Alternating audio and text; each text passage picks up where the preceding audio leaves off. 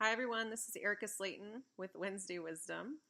I am being a little silly because it is 11:30 this Wednesday evening and I have been trying to get my video perfected for you for like 6 takes. So here I am with my cute little birds. And the reason why I chose this particular silly background or little like Twitter birds up on top of my head is because I thought this is perfect for my topic of this Wednesday night, Wednesday Wisdom, which is imagination. So we're currently reviewing the book together of Think and Grow Rich. Hopefully you've picked up a copy for yourself thus far. If not, it's okay because I'm here doing the cliff notes for you. So imagination is this particular week's topic because imagination is one of the keys to helping to facilitate and manifest your desires into reality.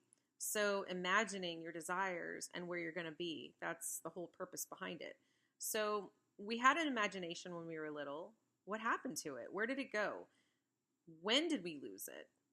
Or are you one of those lucky ones and didn't lose it at all? So, most of us, however, lose the imagination functionality of our brain at about ages 10 or 11. I remember I had tons of imagination. I had tea parties, I played with my dolls all the time, I pretended like I was the teacher, and I had lots of art and drawings that I did that all involved my imagination. Everything that you use on a daily basis involves imagination. Everything. Because it was made real through invention. Your iPhone, your TV, your iPad, your computer, your car, everything at one time was that. You've probably heard the saying before, a man can create anything in which he imagines. So think about everything you use and appreciate the fact that somebody used their creativity and imagination to get it into your hands. You are only limited by your imagination. So there's two types of imagination, synthetic and creative. Synthetic is where you draw upon old ideas or thoughts to create something adapted or better than the previous invention. So a great example is the LED light bulb. It is a fantastic energy saver. We would probably all agree on that. It's a longer lasting bulb, and it's just a new, varied concept of the old light bulb. But that was a creatively imagined invention. The creative imagination, on the other hand, are those ideas that are drawn upon hunches or inspiration. This would be the invention of the original light bulb to light our homes and streets back in 1802. Humphrey Davy invented the first electric light. He experimented with electricity and invented an electric battery, and when he connected that to wires, his battery, to the piece of carbon, the carbon glowed, which produced light. His invention was known as the electric arc lamp. Now, I know what you're thinking. You're thinking Thomas Edison was the inventor of the light bulb, and we'll get to that in a second. But Mr. Davy produced light with his bulb, but it didn't produce it for very long, and it was super bright and not practical for everyday use. So, Thomas Edison did, in 1879, invent what we use today as the incandescent light bulb. And it is partially true that he invented the light bulb, but what he did, in fact, was perfected that light bulb and used carbonized filaments made of bamboo. So therefore, this invention was synthetic, as it was just making a prior invention that much better for us today. Imagination does not, in fact, die as we grow into adults. We just get out of practice. Some of us use it better than others. So what I implore with you here tonight in this video is to practice your imagination to get it back.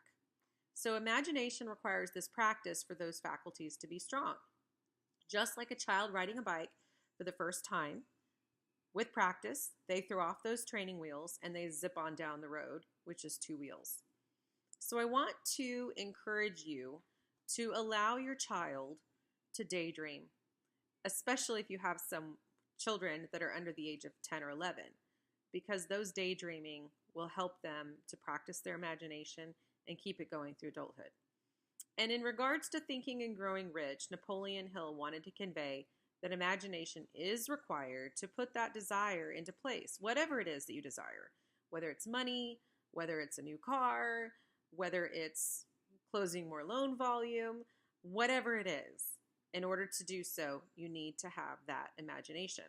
It is what helps you to develop the plan to make those desires come to fruition using your synthetic imagination. Remember, this is making something and making it better.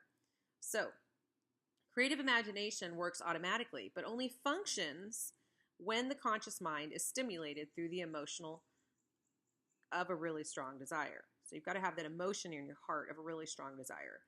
Your creativity and imagination, whether it's synthetic or the creative imagination, becomes more alert as you use it. So in normal daily life, you're going to be using that synthetic imagination way more frequently because you're making and improving those things. So the bottom line is, don't stop imagining things.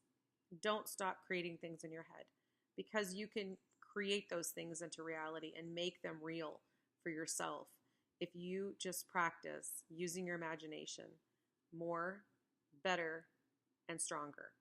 And you yourself will be able to push those desires that you have into reality for yourself. And please encourage your child to daydream. Make it a great one, and happy Wednesday.